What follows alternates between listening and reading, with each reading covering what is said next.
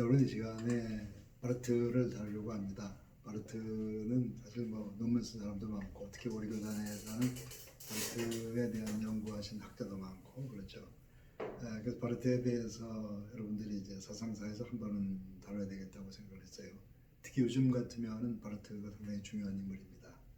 바르트가 나온 그 시대적 배경이 유럽의 여러 가지 그 자유주의 신학에 오랫동안 장악해온 그 상황에서 바르트가 나온 것이기 때문에, 그리고 1차, 2차 대전의 파국을 딛고서 바르트 신학이 그 유럽 신학의 중심에 들어서기 때문에 상당히 우리로서는 의미 있는 어떻게 그 바르트 신학이 등장했고 뭐 이런 역사적 배경도 중요하고 바르트 신학 자체도 중요하고, 그래서 앞부분을 자세히 말씀드리면 뒷부분은 여러분들께서 나중에 자료를 통해서 보셔도 될 것 같아요. 한번 봅시다.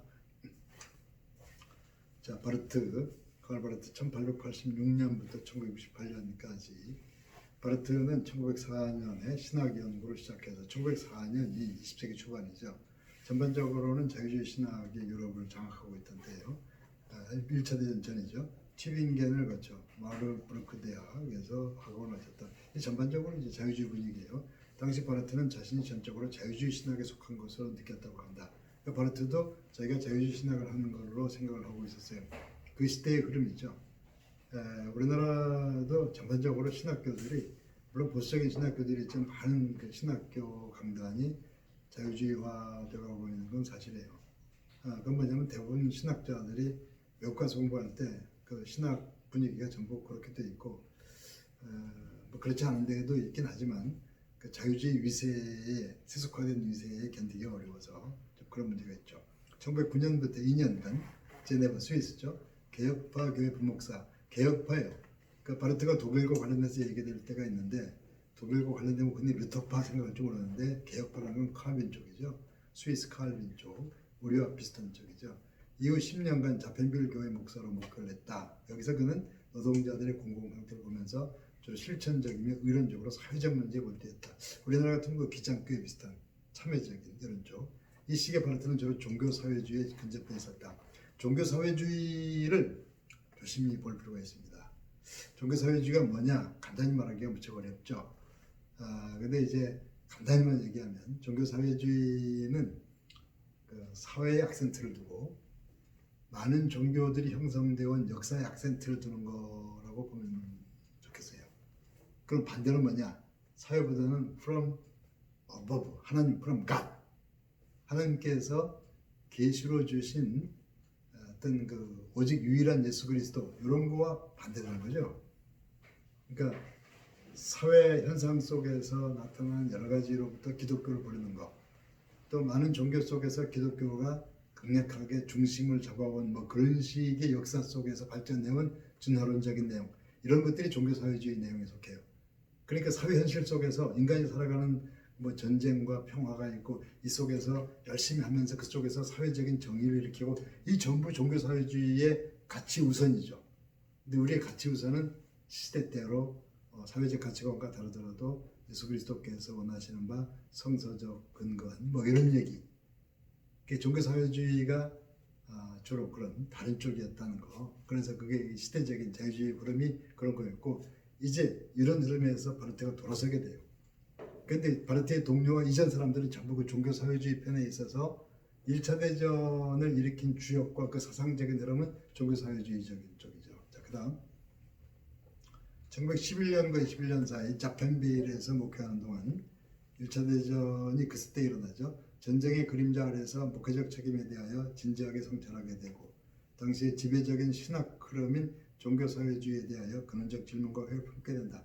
그러니까 이런 전쟁이 일어나고 분명히 히틀러가 이런 문제가 있는데, 이런 문제에 대해서 그 독일의 종교사회주의적인 흐름은 독일 민족과 그 히틀러 편의 긍정적인 입장에 서게 돼요. 뭐 그러다 보면 결국엔 유대인 학살까지도 동조하게 되는 셈이죠. 사실상 유대인 학살에 있어서 독일 루터교가 책임이 있죠. 그 책임에 대해서 교황청도 우리가 잘못했다고 얼마 전에 발표한 적이 있었는데, 독일의 루터교는 더 책임이 있죠. 그 히틀러에 대한 적극적인 후원을 했었기 때문에 그 선동된 군중들의 그런 학살에 얼만큼의 참여자냐 하는 거는 또 후대의 문제지만 분명히 책임이 있어요. 이런 것들이 이제 그 히틀러의 바르트에게는 고민거리가 되고 그가 그런 목회 종교사회주의로부터 돌아서게 되는 계기가 되는 거죠. 자, 이런 흐름 속에서 1914년 바르트는 자유주의와 결별을 하고 블룸하르트 부자의 하나님 나라 선포운동을 이어받아서 로마서 강해를 썼다. 블룸하르트 부자, 블룸하르트 신학은 어찌 보면은 이 시대에 우리 통합측 같은 데는 상당히 중요한 신학이라고 생각이 돼요. 블룸하르트가 어쨌든 간에 하나님 나라와 귀신 쫓는 은사운동 같은 거 그런 것이 블룸하르트에게서 나타나는데 상당히 어찌 보면은 새롭기도 하고 또 사라졌던 어떤 은사운동의 정통적인 모습이기도 하고 거기에서 바르트가 뭔가 또 영향을 받고 아이디어를 받았다는 얘기인데 그래서 로마서 1판이 나오는데 로마서 1판, 2판이 두 판이 나오면서 1판과 2판은 내용이 많이 달라지게 됐다 그래요. 근데 그 흐름은 비슷한데 그래서 바르트의 작품인 건 둘 다 마찬가지고 어쨌든 로마서 1판, 로마서 강해 1판은 이게 뭐냐면 구원에 관한 게 로마서죠. 그 구원에 관한 게 로마서고 구원에 관한 이야기를 가지고 그 시대를 박차고 나갔다는 것은 이전 시대 자유주의 시대의 구원은 이게 성경적 구원이 아니라는 그 반대적인 도전적인 어떤 도발적인 그런 맥락에서 나왔다고 볼 수 있죠. 자, 당시의 신학계를 온통 뒤흔드는 일이 일어났다고 평가를 받고 뒤흔들게 되었죠. 이 책은 바르트의 변정신학의 시초가 되었으며 변정신학이라는 것은 이전 시대가 가지고 있던 그 신학 흐름에 대해서 뭔가 잘못을 지적하고 다른 길을 제시하고 이런 변증. 종래 그 입장이었던 리첼 학파적 자유주의 신학에서 크게 벗어난 것이다. 리첼 학파라는 것은 예를 들어서 어떤 윤리적인 킹덤 오브 맨 그러니까 인간들이 만들어가는 윤리적 완성 같은 것을 하나님 나라와 비슷하게 보는 어쨌든 이제 독일적인 그 당시에 독일적인 흐름이죠. 독창적이라는 점, 비판적인 힘, 전후의 비관적 분위기 속에서 로마서 주석은 독일어권 개신교 신학자들에게 강한 충격을 주었다. 그를 근거로 1921년 괴팅겐 대학의 개혁교회 신학을 위한 명예교수 초빙되었다. 그래서 아마 바르트가 이런 자유주의 신학에서부터 벗어나는 이런 맥락에서 다시 괴팅겐 대학의 교수로 오게 되죠. 자, 그 다음에 목사직에서 교수직으로 전환되는 시기에 바르트에게서는 키르케고르, 오버베, 고가르트의 영향 아래 신학적 변화가 일어나는데 자, 그래서 키르케고르에게도 영향을 많이 받았고 톨스토이 영향도 있었다 그러고 근데 이제 영향이 어떤 거냐면 핵심은 하나님과 세계 사이의 무한한 질적 차이를 지향하는 변증법적 신학. 그러면 이전의 자유주의 신학은 하나님과 세계 사이, 하나님과 인간 사이의 질적 차이를 얘기하지 않아요. 어쩌면 인간의 종교 심리 속에 나타난 하나님 이런 거예요. 그러니까 신약 성경도 하나님께서 계시로 내려주신 책이라기보다는 인간의 종교의식 속에서 기록된 책이다. 인간의 종교의식 속에서 기록된 책 속의 주인공인 예수 그리스도는 인간의 종교의식의 최고봉이고 완성이다. 대문자로 moral man, the moral man이 예수 그리스도다. 이렇게 얘기하는 것이 자유주의 신학이죠. 그런데 하나님과 인간 사이의 무한한 질적 차이 전혀 다르다. 이 얘기를 하고 싶은 거예요. 그래서 그게 로마서 그러니까 이제 로마서 2판으로 가면 더 그렇게 되고 이 당시 바르트의 신학적 목표와 방향은 당대 잘못된 신학으로부터 성경의 선지자적인 가르침으로 돌아가는 것으로서 종교개혁 원리로 돌아가게 하는 거다. 그 종교개혁자들의 신학으로 돌아가려고 했어요. 그 성경의 선지자적인 성경적인 방향으로. 그래서 그러니까 이 신정통주의는 사실은 내용은 종교개혁으로 돌아가려는 거예요. 그런데 그 신학을 체계적으로 제시하는 틀 같은 방식이나 이런 거는 정통주의를 비슷하게 했기 때문에 신정통주의라고 하는데 신학의 내용, 바르트가 추구한 내용은 종교개혁으로 돌아가자는 거예요. 그리고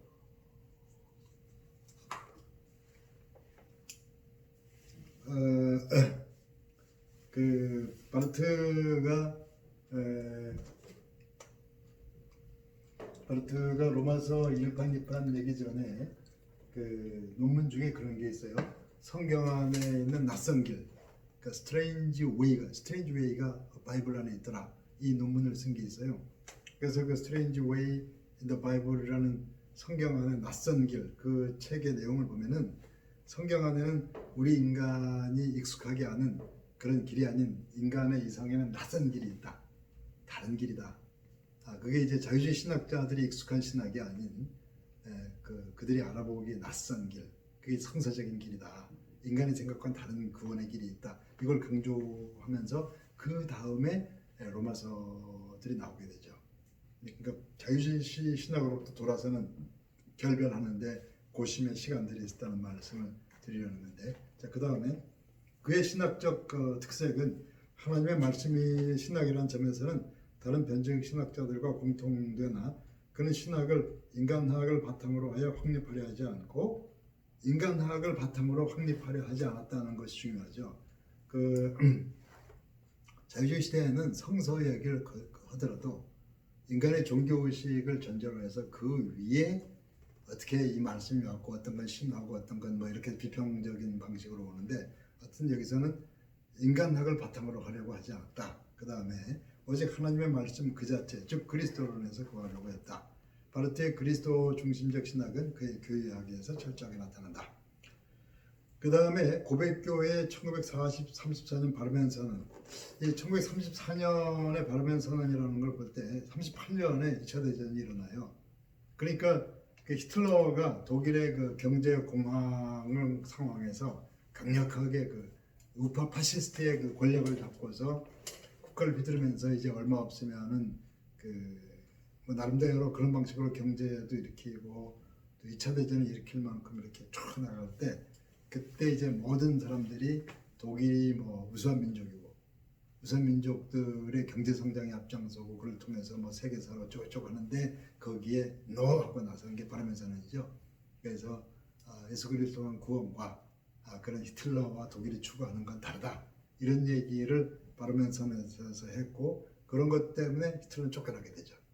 독일에서 쫓겨나서 이제 스위스로 가게 되고, 거기서 이제 어찌 보면은 독일에 있던 그 유수한 신학자들은 불명예스럽게 되는 거고, 나중에 이제 전후에는 한동안 그런 독일 신학자들은 세계 신학계에서 할 말이 없었어요. 내놓을 게 없어서 그 2차 대전 전후에서 한동안 독일의 그렇게 그 훌륭한 독일의 신학계가 침묵할 수밖에 없었어요. 그 외에 그쪽에서 말했던 루터교 신학자들은 독일이 아니고 저쪽 그 핀란드라든가 스웨덴, 노르웨이 그쪽의 사람들이었어요. 자, 조금 더 보죠. 고백교회의 1934년 바르멘 선언에서도 바르트는 중요한 영향력을 나타냈으며, 자, 고백교회라는 건 칼빈 쪽이에요. 그리고 이게 본헤퍼도 이쪽이에요. 그러니까 우리가 흔히 알고 있는 본헤퍼, 바르트 이들이 독일 상황에서 이렇게 활동한 건 분명한데 그들이 독일 루터교가 아니라는 거, 이게 칼빈주의예요. 독일에 있는 그 칼빈니스트 고백교회라는 거. 바르트는 중요한 영향을 나타냈으며 히틀러에 대한 충성 사역을 거부했다는 이유로 공직에서 해직됐다. 그 시기에 스위스의 바젤 대학에서 초청을 받아 은퇴하기까지 해직했다. 그래서 스위스로 가게 되는 거죠. 바르트는 신학적 지원을 통해서 독일의 교회 투쟁을 주도했으며 2차 세계대전 이후 독일 질서의 회복을 위해 실질적 역할을 담당했으며 반공주의와 재무장에 반대하고 에크메칼 운동에 중요한 자극적 역할을 했다. 그래서 이때의 독일의 그러한 잘못된 길로 가는 것에 대한 반대가 에크메칼 운동의 하나 내용이 됐죠. 이 반공주의에 반대했다고 해서 공산주의로 간다는 그런 문제는 아니에요. 그러니까 이제 여러분 이제 우리나라에서 구구파 비슷한 거 이런 거는 반대했다고 볼 수 있어요. 전부 뭐 바르트가 다 잘했겠습니까만은 어쨌든 간에 그 시대에 잘못돼 가던 흐름에 대해서 용감하게 고독하게 나왔던 것이 바르트인 건 분명해요. 그 다음 조금 더 다음 페이지. 바르트 신학 사상은 전체적으로 하나님의 주권에 봉사한다는 사상으로 특징 지어진다. 초기 변주법적 신학에서는 심판하신 하나님의 주권성을 강조한 편 후기에는 은총을 주시는 하나님의 주권성을 강조한다. 그러니까 처음에 나올 때 자유주의라든가 여러 가지 인간적인 내용에 대해서 심판을 강조하겠죠. 한동안 간 다음에는 은총을 얘기하게 돼요. 하나님은 심판이 하나님이시고 은총이 하나님이시죠. 어린아이를 키우는 부모가 아이를 되게 혼난 다음에 아이가 잠자는 동안에 안쓰러운 마음으로 아이를 바라보는 그런 은총의 마음, 뭐 이런 것이 자식을 키우면서 때리기도 하고 안타까워하고 껴안기도 하는 뭐 심판과 은총의 하나님, 그 비슷한 얘기예요. 그 젊은이들이 젊은 시절에 신학을 할 때 불의한 현실에 대해서 심판의 하나님을 외치다가도 어느 만큼 시간이 지나면서 그 자신의 좌절과 여러 가지 그 현실의 깊이와 넓이를 보면서 은총의 하나님, 하나님의 은총이 없이는 다시 재건하기 어렵다는 뭐 이런 내용으로 좀 본다고 볼 수 있고, 마지막 남은 거, 하나님께서 모든 세계의 시간에 앞서서 성부, 성자, 성령의 삼위일체적 사랑의 공동체 속에서 체결한 은총의 계약을 시간 속에서 세계와 그 가운데 있는 인간에게 상응하는 계약 체계를 발전시킨다. 초기에 하나님과 세계 사이 변증법적 대립 대신에, 그러니까 초기에는 대립, 그러니까 하나님과 세상은 다르다, 이걸 아주 강조했는데 나중에는 상응과 유비, 그 세계 속에서 하나님을 바라볼 수 있는 가능성, 이런 것들을 얘기하죠. 그런데 그것이 예를 들어서 그 아버지와 아들이라고 할 때 하나님 아버지와 예수 그리스도 사이가 아버지와 아들이죠. 그것이 인간의 아버지와 아들 사이의 관계와 비슷해요. 그런데 역사적으로 볼 때 이 세상에서 아버지와 아들 사이처럼 사이 나쁜 사이도 없어요. 아버지와 아들이 사이 좋은데 거의 없어요. 그럼 하나님도 그러냐? No. 가장 바람직한 의미에서 하나님과 예수 그리스도 사이를 가장 인간이 표현 가능한 그것이 아버지와 아들이에요. 좋은 의미에서. 그러니까 아버지가 안 계시면 아들이 집주인 노릇해야 되고, 아버지 돌아가시면 아들이 갖다 물려받아야 되고, 아버지 아들은 성실을 갖고 아버지 대신 독도로 된 아들이 해야 되고, 그런 의미에서 아버지는 아들이에요. 그러니까 하나님에 대해서 인간이 근접해서 표현할 수 있는, 그러니까 하나님에 대한 게 먼저고 그 내용을 인간이 표현할 수 있는 게 아버지와 아들이라는 거예요. 그러니까 인간의 아버지와 아들 내용을 하나님께서 내가 그걸 닮았다고 해서 이쪽이 먼저가 아니고 그쪽이 먼저라는 얘기죠. 그런 의미에서 유비를 한다면 그걸 닮은 유비로서 여기를 말할 때의 관계 유비, 신앙 유비, 그렇게 얘기를 해요. 그걸 반대로 얘기하면 존재 유비라고 그래요. 존재 유비냐면 하나님이 만드셨으니까 우리하고 같겠지, 하나님도 예수님 뭐 키우느라고 속상했겠지, 이런 식으로 얘기하면 존재 유비가 극단적으로 가요. 그래서 실제로 하나님의 피조물 세계 속에는 인간은 하나님을 등져왔고, 피조 세계 속에서도 이미 그 하나님의 형상대로 창조될 때 의도를 벗어난 게 있기 때문에 이 벗어난 세계의 여러 가지를 보면서 비유적으로 하나님을 바라볼 가능성은 차단시키는 거죠. 비유한다면은 우리 가진 언어로서 그 하나님에서 일어난 일을 표현 가능한 뭐 그런 게 신앙 유비와 관계 유비라는 말씀입니다. 그 밑에 있는 것들은 좀 천천히 읽으시면서 바르트를 공부하시고, 이게 이렇게 핸드라이팅으로 카피하기엔 좀 그렇지만 어쨌든 이것도 달리 방법이 없어서 강의 내용을 손으로 반 정도 줄여서 보내시면은 그걸 이제 과제로, 그리고 이제 기말 과제는 조금 더 고심하고 다시 제시하도록 하겠습니다. 오늘은 여기까지 하겠습니다. 수고하셨어요.